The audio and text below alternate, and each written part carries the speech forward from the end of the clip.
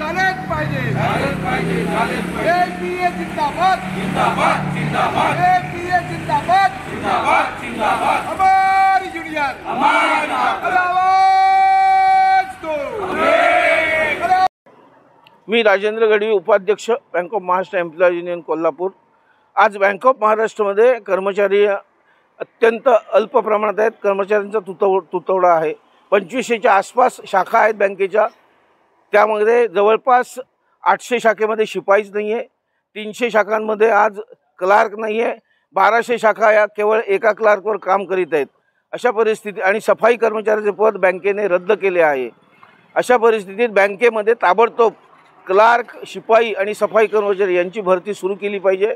कर्मचारी अपुरा असल्यामुळे कामाचा ताण वाढतोय, लोकांना कर्मचाऱ्यांना रजा मिळत नाही, त्यामुळे आणि वाढलेल्या कामाच्या ताणामुळे निश्चितपणे ग्राहक सेवेवरही अनिष्ट परिणाम होत आहे।